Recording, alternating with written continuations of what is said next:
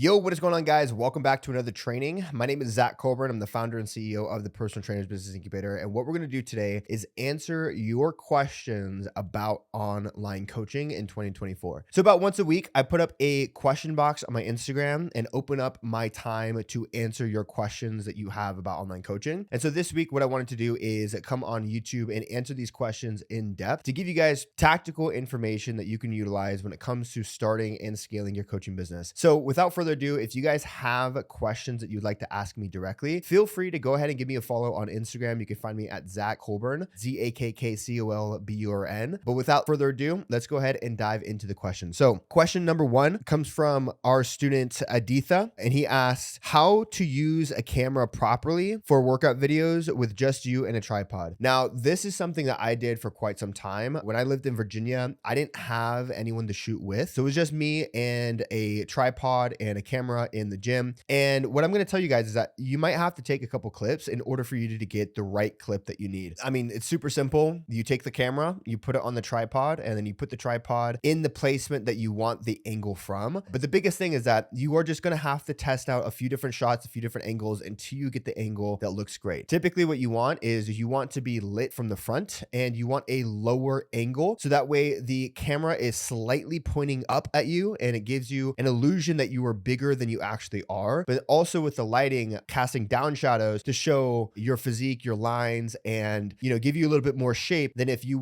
had the lighting behind you and you were just blacked out. So lighting and angles is going to be absolutely important when it comes to filming content for Instagram. And the biggest tip that I have is set yourself up in a position to where the lighting and angle is good. Film one of your sets and then review the film or the clip after the set. In between your sets, go through and actually look at the clip that you got. And if the clip that you got is great, you like it and it's usable, then fantastic. It's a one shot, one kill. But if the clip that you got is not great, maybe you're off center, maybe the lighting isn't right, maybe the angle isn't right, then make the adjustments that you need and film another clip. I remember when I was doing this process, when I was all on my own, I would maybe take, 2 to 3 shots of one single exercise to get the clip that I want. But when it comes to creating content, going above and beyond and putting in the extra work to get good clips is going to make a big difference when it comes to the quality of content that you're posting on Instagram. And in today's day and age in 2024, you cannot get away with low quality content. There's just so much content that's competing out there for people's attention that you do have to bring the absolute best of the best in order for you to compete in the social media marketplace. So my biggest tips for you is place the camera on the tripod, make sure that you're in a spot with good lighting, good angles, and record 2 to 3 sets until you get the angle that's perfect that you're looking for, and then use that. And then the next time you are filming, you can just remember the last time, the last place, the last lighting, the last angle that you used and get that again. Most of the time, like you can reuse clips, or you can film the same angle, same clip over and over again, and no one's really going to bat an eye.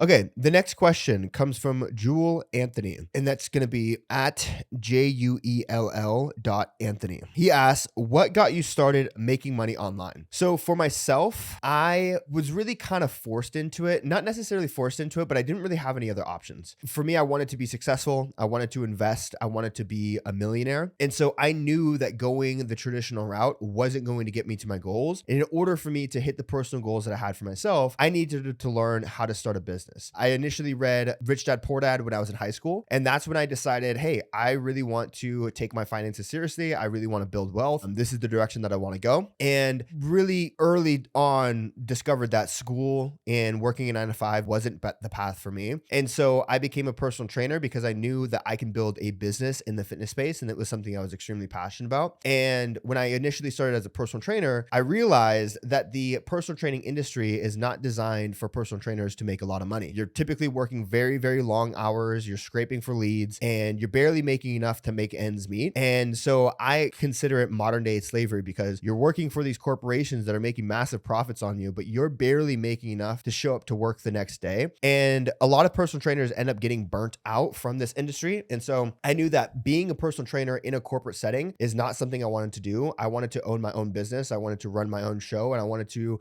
make more money for the work and efforts that I put in. So I started as an in-person trainer training people out of my mom's garage. And from there, I realized, hey, I don't really know what I'm doing. So let me work with some mentors. Let me get on social media. Let me see if I can grow beyond just training people in my mom's garage. That led me me into online coaching, where I was able to grow a six-figure business coaching people online through my Instagram. And then that led me into teaching other people how to do the same as well. So what got me started making money online was that I knew where I wanted to go and I needed a vehicle in order to get there. And the only vehicle that was realistic in getting me there was learning how to start a business. And so starting a business was the direction that I stepped in. And it was one problem after another. It was, hey, I don't really know what business to start, so let me try to start multiple businesses. Okay, I've started multiple businesses. I like this business. Now, how do I grow this business? Let me work with a mentor to learn how to grow this business. Okay, I actually suck at sales, so let me learn how to improve my sales skills. Okay, now my sales skill is good. Now I need to learn how to bring in more leads so I can sell to more people. Okay, now the leads are there, and let me build a team so I can scale our lead generation and sales. And so it was just one thing after another. It wasn't this cohesive plan that was like, I'm going to do this, I'm going to do this. It's just like, hey, I know where I want to go. I know this is the direction that I want to take. So let me take one step forward and figure out what challenges I'm facing in that step. And let me take another step forward. So that's what got me started. And it's been, a 10-year long journey. Many of those years, I had to supplement my income by bussing tables and,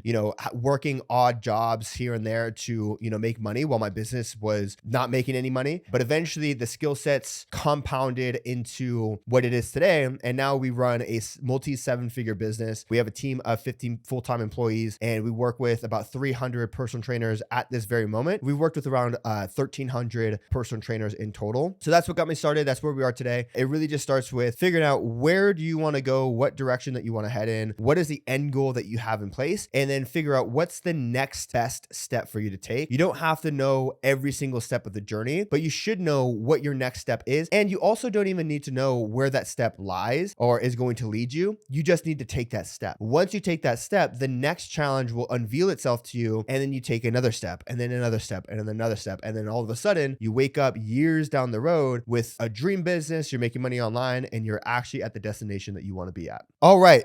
And we got a last question from Alexis_8691. And the question is, can you show step-by-step on what to do to become a successful online coach? This is what we do inside the Personal Trainers Business Incubator. We have a step-by-step process to help coaches start from absolutely zero to building a full-time six-figure online coaching business. And the steps is laid out in this. The first thing that you need to have is a strong mindset, because when you are venturing into entrepreneurship, you are venturing into working for yourself for the first time. And even though it sounds like a dream, a lot of people have trouble making that transition because their entire lives, they've been told what to do and they've had structure in their lives, whether they've had coaches in terms of sports, they've had teachers, they've had their parents. There's always been some sort of structure in which they're supposed to be somewhere at a certain time, and there's someone telling them what to do. Whether you want to be an entrepreneur or not, you're going to have a hard time making that transition, because with entrepreneurship, you are fully responsible for your own schedule. You're fully responsible for the work that you have to do. You have to identify what work that you need to do, and you have to be responsible enough to do it. So a lot of people have trouble making that transition. So the first step that we do in PTBI is we prime your mindset for entrepreneurship. We teach you how to think like a business owner, how to organize your schedule as a business owner, how to manage your mindset through the ups and downs, emotions that you experience as a business owner, and also how to break through any limiting beliefs that you might have around social media, around your own self-worth as a coach, and your own self-worth as a business owner. So that's step number one, is mastering your mindset.